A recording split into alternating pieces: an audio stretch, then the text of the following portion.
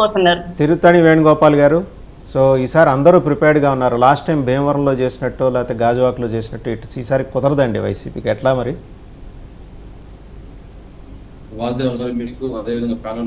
విజయవాడ సెంటర్లో చేసినట్టు కూడా వివిధ పార్టీ రాజకీయ నాయకులకి, అదేవిధంగా 99 ప్రేక్షకులకు అందరికీ శుభోదయం, నా నమస్కారం. వాయిస్ వినపడుతుందా? వినిపిస్తోందండి. వాదేవన్ గారు వినిపిస్తోంది. వాదేవన్ గారు, ఈరోజు ఈ తెలుగుదేశం పార్టీ నాయకులు, బీజేపీ నాయకులు, జనసేన నాయకులు మాట్లాడుతుండే చూస్తా ఉంటే ఈరోజు రాష్ట్రం కానీ మేము కానీ నవ్విపోయే పరిస్థితిలో ఉంటాం. సార్, ఈ చంద్రబాబు నాయుడు ఏదైతే తెలుగుదేశం పార్టీ, బీజేపీ, జనసేన కలవడం దేని కలిసింది? జగన్మోహన్ రెడ్డి గారిని ఒంటరిగా ఎదుర్కోలేకే ఏదో ఒక విధంగా జగన్మోహన్ రెడ్డి గారిని ఎదుర్కోవాలంటే మేము ఖచ్చితంగా కలవాలి, కనీసం మనకి డిపాజిట్ రావాలంటే ఖచ్చితంగా కలవాలని పదే ఒకరి కాళ్ళు ఒకరు పట్టుకొని చంద్రబాబు నాయుడు పవన్ కళ్యాణ్ బీజేపీ కాళ్ళు పట్టుకొని ఒకరిని ఒకటి కలిసి ఈరోజు జగన్మోహన్ రెడ్డితో పోటీ పడడానికి వచ్చారు. మళ్ళీ వీళ్ళేదో మా ఓటమి అంట, వీళ్ళు ఏదో గెలిచిపోతున్నారని చెప్పి మాట్లాడుతున్నారు. ఈ రోజు కూటమి ఏ విధంగా భయపడుతుందో జగన్మోహన్ రెడ్డి గారిని చూస్తే, రాష్ట్రంలో 39 మంది అధికారులు మార్చారు.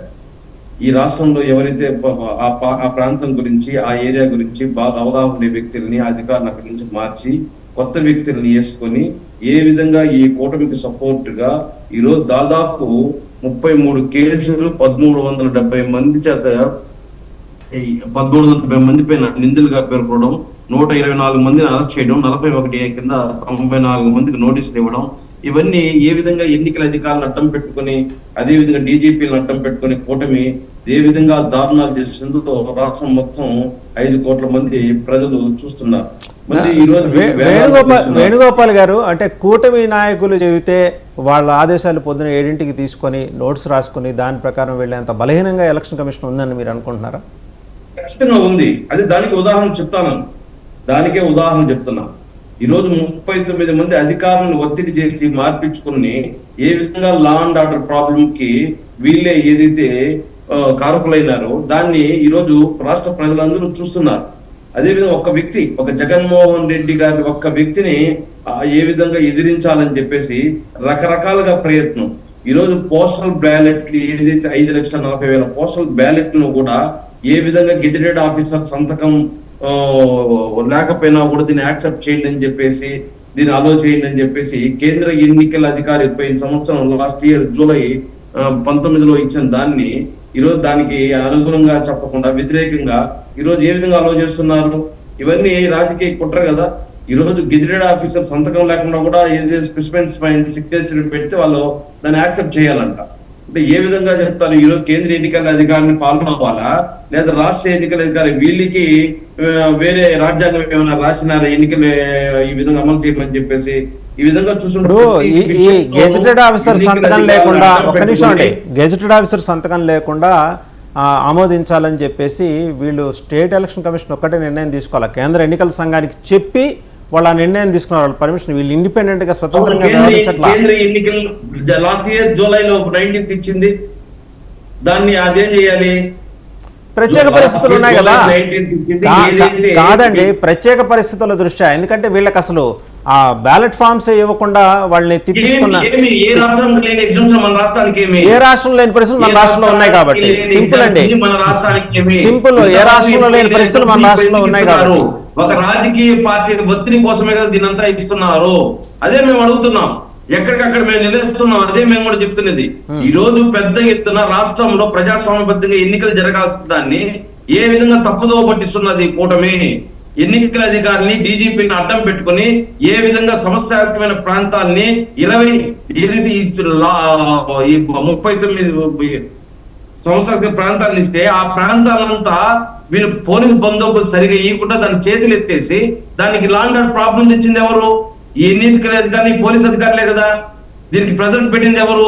కూటమి ప్రజలు పెట్టిన వల్ల. కూటమి ప్రజలు పెట్టకపోతే ఈ రోజు ఎన్నికలు బాగా ప్రశాంతంగా జరుగుతాల్సిన దాన్ని ఈరోజు ప్రశాంతంగా లేకుండా చేశారు. దాంతో పాటు ఇప్పుడు బ్యాలెట్ పేపర్, ఇప్పుడు ఒక ఉద్యోగస్తుడు గెజెటెడ్ ఇప్పుడు ఇప్పుడు గత ఎన్నికల్లో కూడా గెజెటెడ్ ఆఫీసర్స్ సంతకం పెట్టి వాళ్ళు ఏదైతే ఎక్కడ డ్యూటీ చేశారు ఏమని ఒక ఫామ్ ఫిల్అప్ చేసి దానిపైన అటెస్టేషన్ చేసి దాన్ని యాక్సెప్ట్ చేస్తున్నారు. ఇప్పుడు అది లేకపోయినా కూడా యాక్సెప్ట్ చేయాల్సిన అవసరం ఏమొచ్చింది? వేణుగోపాల్ గారు, మీకు బెజవాడ తెలుసు కదా, అమరావతికి పక్కనే ఉంటుంది, కృష్ణానది పక్కనే. అక్కడ ఈ బ్యాలెట్ పేపర్లు తీసుకోవడానికి, పాపం పోస్టల్ బ్యాలెట్ పేపర్లు తీసుకోవడానికి ఎంప్లాయీస్ అందరూ తుమ్మలపల్లి కళాక్షేత్రంలోని పెద్ద ఆడిటోరియం ఉంది, అక్కడ వెళ్ళి నుంచొని చెమటలు కక్కుంటూ అక్కడ గంటల తరబడి నుంచినవి, గుంటూరు ఏసీ కాయలు నుంచిన విజువల్స్ అన్ని మనం చూసాం. ఇద్దరం, మీరు చూశారు, నేను చూసాం. ఆ రెండు ప్రాంతాలు నాకు తెలుసు కాబట్టి ఉదాహరణ చెబుతున్నా. స్టేట్ వైడ్ మొత్తం ఇట్టే జరుగుండొచ్చు, మిగిలిన వివరాలు నాకు తెలియదు. బట్ అక్కడ చాలా క్లియర్గా ఉంది, వాళ్ళని ఎట్టా ఏడిపించి రాత్రి దాకా ఉంచోబెట్టుకొని ఆ బ్యాలెట్ పేపర్లు ఇవ్వటం, అవి చూసాం కదా. మరి అలా అవి ప్రత్యేక పరిస్థితులు అయినప్పుడు గెజెటెడ్ ఆఫీసర్ సంతకాలు లేకుండా ఇవ్వడం కూడా ప్రత్యేక పరిస్థితే. దానికి కూటమి ప్రెషర్ ఏముందండి? EC can take a call. దానికి కూటమి అక్కర్లా. కూటమి కాదు, మీరు వెళ్ళి చెప్పినా ఈసీ వింటుంది. But end of the day కదా.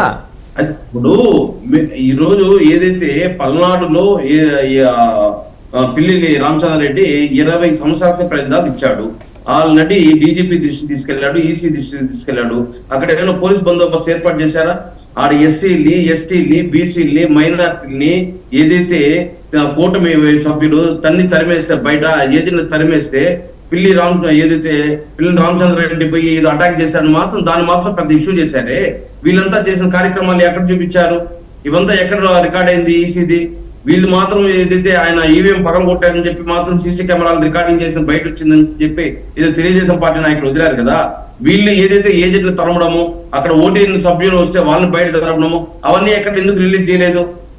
ఇవన్నీ ఎన్నికల అధికారులు అందువల్ల ఏంటంటే అందువల్ల మీరు ఘర్షణకి కాదు, అందువల్ల వీళ్ళు కుట్రపూరితంగా రాష్ట్ర ప్రజలు మనకు ఓటేసినప్పుడు వీళ్ళు కుట్రపూరితంగా ఏదో ఒక కుట్రలు చేస్తున్నారు, ఖచ్చితంగా మీరు అలర్ట్ గా ఉండని చెప్పేసి ఒక ఇన్స్ట్రక్షన్ పంచారు.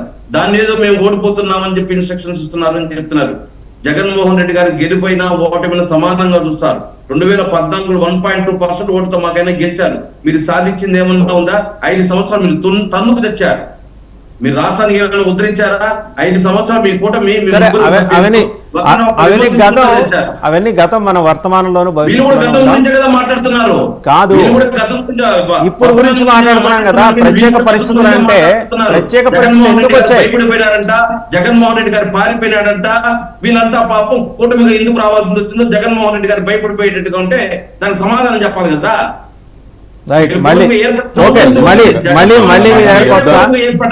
మళ్ళీ మీ దగ్గరకు వస్తా తర్వాత. మాట డివి శ్రీనివాస్ గారు, లేటెస్ట్ డెవలప్మెంట్స్ ఏంటంటే బీజేపీ అటు రెండు వైపులా టచ్లో ఉంటుంది, జగన్మోహన్ రెడ్డి గారితో కూడా టచ్లో ఉంటుంది. Clear cut indications Ram Kumar గారు ఆయన అంగీకరించరు. కానీ జరుగుతున్న పరిణామాలు ఏంటంటే వాళ్ళకి అక్కడ అవసరమైన మేరకు 272 వచ్చే పరిస్థితులు కనిపెట్టలేదు. కాబట్టి 5, 10 ఎవరున్నా 10 దాటి ఎవరున్నా 5, 10 ఉన్నా సరే మనం జట్టులోనే ఉండాలి అని చెప్పి